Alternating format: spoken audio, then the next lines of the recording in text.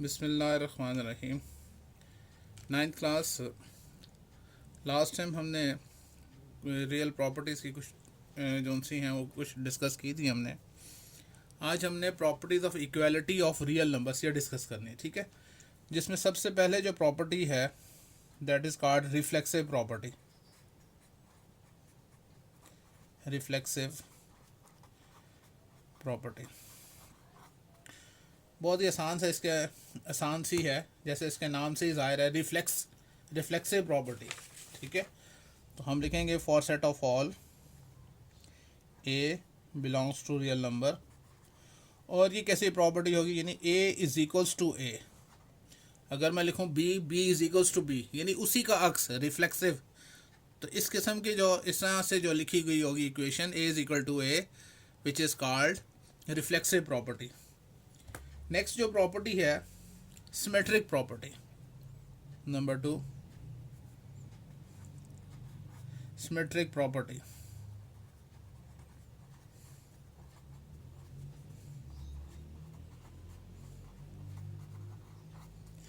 Symmetric property कैसी होगी, उसमें दो एलिमेंट्स हम कहते हैं for set of all A B belongs to real number.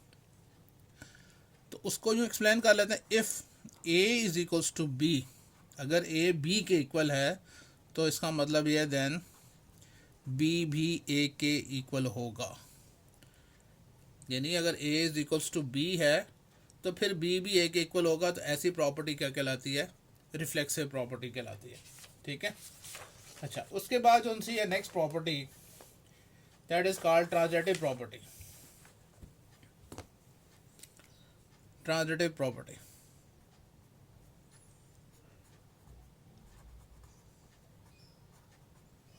Transitive property अब कैसा लिखा हुआ हो तो हम कहते हैं कि यह ट्रांजिटिव प्रॉपर्टी है। तो हम इसके लिए for set of all A B C belongs to real number, ठीक है। इसमें है कि इफ़ ए जो सा है बी के इक्वल है और जो बी है वो इक्वल है सी के, ए बी के इक्वल है और बी आगे सी के इक्वल है, तो इसका मतलब ये है कि ए जो सा है वो भी सी के इक्वल होगा, ठीक है।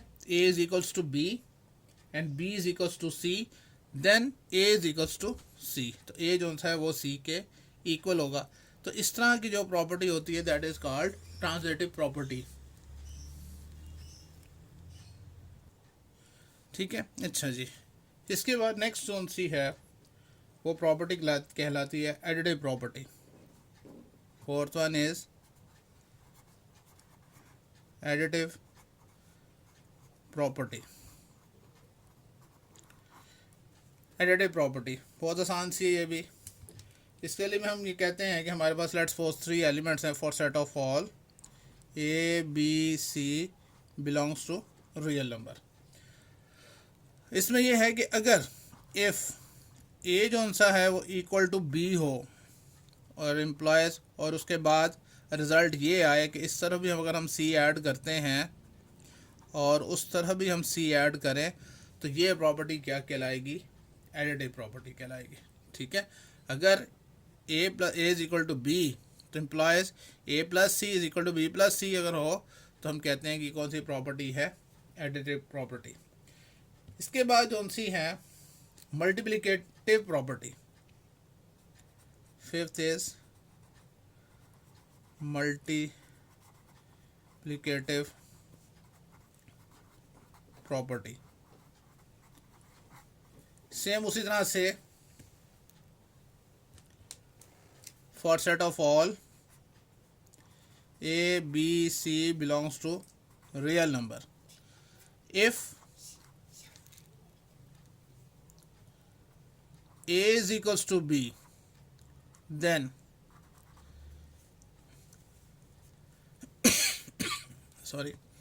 then AC is equals to BC।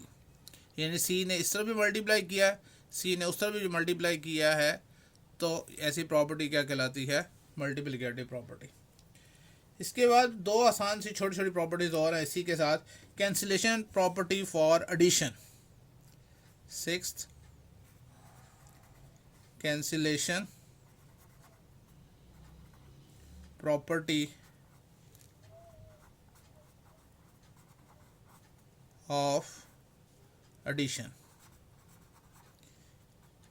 ये बेसिकली रिवर्स है किसकी, एडिटिव प्रॉपर्टी। एडिटिव प्रॉपर्टी की रिवर्स प्रॉपर्टी होती है cancellation property.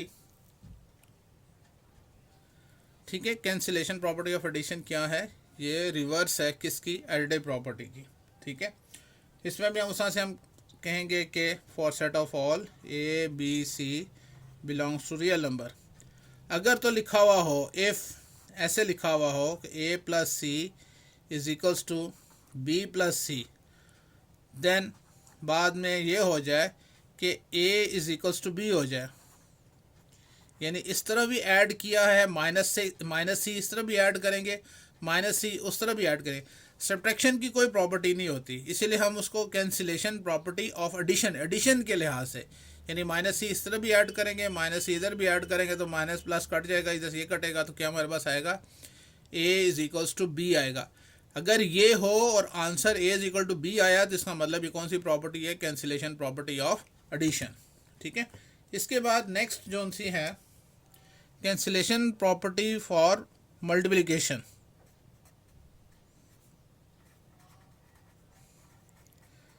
Cancellation property for multiplication, और ये रिवर्स प्रॉपर्टी किसकी है, मल्टीप्लिकेटिव प्रॉपर्टी की, ये रिवर्स प्रॉपर्टी है। ये कैसे होगी, उसी तरह से हम लिखेंगे for set of all A B C belongs to real number, और अगर if A C is equals to B C हो then A is equals to B, यानी इस तरह भी 1/c से मल्टीप्लाई किया, इस तरह भी 1/c से मल्टीप्लाई किया, सी से कैंसिल हुआ तो a is equal to B आया। अगर गिवन ये हो और ये आए तो लिखेंगे कैंसिलेशन प्रॉपर्टी फॉर मल्टीप्लिकेशन। और इस तरह से अगर a is equal to B दिया गया हो और A C is equal to B C आए, ये मल्टीप्लिकेटिव प्रॉपर्टी है। इसी तरह से एडिटिव प्रॉपर्टी और कैंसिलेशन प्रॉपर्टी ऑफ एडिशन, ये दोनों एक दूसरे के रिवर्स हैं। अगर a is equal to B हो देन, और सॉरी देन, यहाँ पे देन लिखना चाहिए था, then a plus C is equal to B plus C, यानी ये गिवन था और बाद में रिजल्ट ये आया है यानी a plus C is equal to B plus C, तो इसका मतलब एडिशन हुई है, तो एडिटिव प्रॉपर्टी। और अगर ये गिवन हो जैसे यहाँ पर a plus C is equal to B plus C then a is equal to B, तो इसका मतलब कि क्या है, ये कैंसिलेशन प्रॉपर्टी है, इधर भी माइनस सी ऐड हुआ है, उस तरफ भी माइनस सी ऐड हुआ है। तो ये थी properties of equality of real numbers. ठीक है, अब properties of inequalities of real number अब हम डिस्कस करते हैं। ठीक है, इसके बाद हम जो डिस्कस कर रहे हैं कि properties of inequalities of real numbers. ठीक है, जिसमें सबसे पहले जो प्रॉपर्टी है that is called trichotomy property. Trichotomy property, जैसा कि इसके नाम से ही जाहिर है, ट्राई मीन थ्री। ठीक है, ट्राइकॉटमी प्रॉपर्टी जिसमें थ्री जो सी हैं ऑप्शंस हों वो ट्राइकॉटमी प्रॉपर्टी कहलाती है। हम कहते हैं for set of all A B belongs to real number. अब ट्राइकॉटमी प्रॉपर्टी कैसी होगी, जिसमें यानी A is equals to B हो, यानी हो सकता है ये जो ए है बी के इक्वल हो, और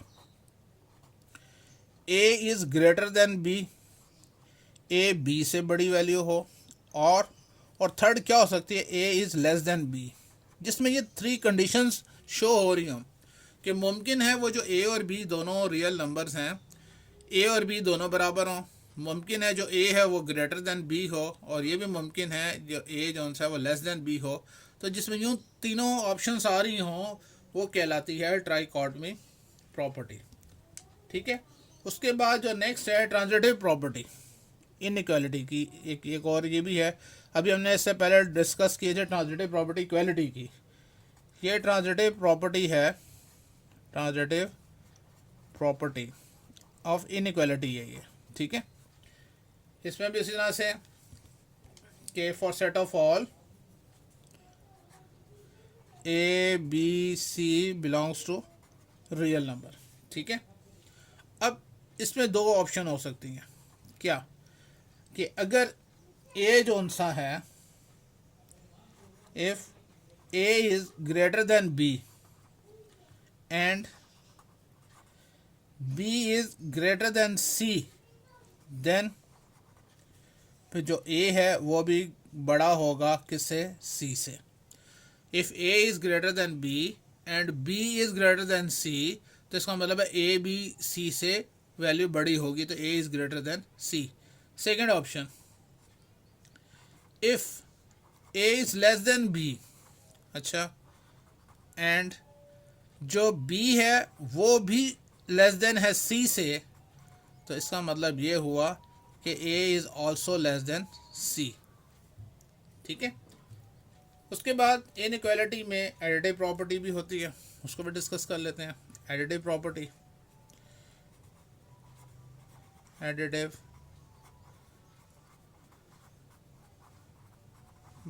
property for set of all A B C belongs to real number. ठीक है, इसमें भी दो कंडीशन है। पहली बात, अगर ऐसा है कि a is less than b, तो इम्प्लाइज दैट अगर हम c इस तरह भी ऐड करते हैं और c उस तरह भी ऐड करें, तो इसके जो साइन में कोई फ़र्क नहीं पड़ेगा, यानी लेस देन का साइन लेस देन ही रहेगा। और अगर ये इसका ये ग्रेटर देन साइन हो तो वो ग्रेटर देन, तभी उसके साइन में कोई फ़र्क नहीं पड़ेगा। आपने जो चीज़ इस तरफ ऐड की है उस तरफ भी ऐड की है, तो ये आ जाएगा इस तरह से। ठीक है, उसके बाद नेक्स्ट, यानी बी इसका जो होगा इस तरह से कि if A is greater than B, तो ए में आप इधर सी प्लस करते हैं तो वो भी ग्रेटर देन होगा बी प्लस सी से। नेक्स्ट प्रॉपर्टी है मल्टीप्लिकेटिव प्रॉपर्टी। हाँ, थोड़ी सी मल्टीप्लिकेटिव प्रॉपर्टी में थोड़ी सी हमें चीज़ें कुछ समझने वाली हैं। मल्टीप्लिकेटिव प्रॉपर्टी ये इंपॉर्टेंट है इनइक्वालिटी के लिहाज से, इसको हमने समझना है। सबसे पहले तो हमने उस तरह से लिखना है कि for set of all A B C belongs to real number. और दूसरी बात कि अगर c जौन सा है, if c is greater than zero, इसका क्या मतलब है? c is greater than zero, इसका क्या मतलब है कि c जौन सा है वो पॉजिटिव वैल्यूज़ हैं। ठीक है, तो पॉजिटिव वैल्यू जौन सी, अगर c पॉजिटिव है, यानी अगर मैं कहता हूँ कि a is greater then b और c जौन सा है वो क्या है, वो पॉजिटिव वैल्यू, तो आप c से इस तरह भी मल्टीप्लाई कर दें, c से उस तरह भी मल्टीप्लाई कर दें, ग्रेटर देन का साइन ग्रेटर देन ही रहेगा, उसमें कोई चेंज नहीं आएगा। लेकिन यहाँ हाँ, दूसरी कंडीशन, अगर c जौन सा है वो लेस देन ज़ीरो हो, यानी नेगेटिव वैल्यू है, तो हमने लिखा कि a is greater then b। जब c से इस तरह भी मल्टीप्लाई किया और c से इस तरह भी मल्टीप्लाई किया, तो ये जो ग्रेटर देन का साइन है ये लेस देन में चेंज हो जाएगा। तो समझ में आ गई? ये दो चीज़ें जो सी इंपॉर्टेंट थी इस मल्टीप्लिकेशन के अंदर, कि अगर आप पॉजिटिव नंबर से दोनों तरफ मल्टीप्लाई करेंगे तो ग्रेटर देन का साइन या लेस देन का साइन वो वैसे ही रहेगा, उसमें चेंज नहीं आएगा। लेकिन अगर आप नेगेटिव नंबर से मल्टीप्लाई करते हैं दोनों तरफ, इस a से भी b से भी, तो जो भी साइन यहाँ पर ग्रेटर देन है तो लेस देन में, और अगर लेस देन का साइन होगा तो वो ग्रेटर देन में चेंज हो जाएगा। तो लास्ट प्रॉपर्टी जो रह गई है हम उसको यहाँ पर वो भी डिस्कस साथ ही कर लेते हैं। वो कहलाती है multiplicative inverse property. Multiplicative inverse property. ठीक है, बहुत आसान सी है। हम कहते हैं कि for set of all A B belongs to real number. ठीक है, अगर ऐसा है कि a is less than b है ए का रेसिप्रोकल क्या होता है 1/a, और बी का रेसिप्रोकल क्या होता है 1/b। तो फिर जो लेस देन का साइन है वो ग्रेटर देन में चेंज हो जाएगा। याद रहे कि जब भी हम उसको किसी को उसके रेसिप्रोकल में दोनों तरफ चेंज करते हैं तो ये जो लेस देन का साइन ग्रेटर देन में, और ग्रेटर देन का साइन होगा तो वो लेस देन में चेंज हो जाएगा। ये आपने अच्छी तरह से याद रखना है। इसके बाद इंशाल्लाह जो नेक्स्ट लेक्चर होगा वो एक्सरसाइज 2.2 का होगा, वो आप नेक्स्ट लेक्चर में देखिएगा। ओके बेटे, अल्लाह हाफिज़।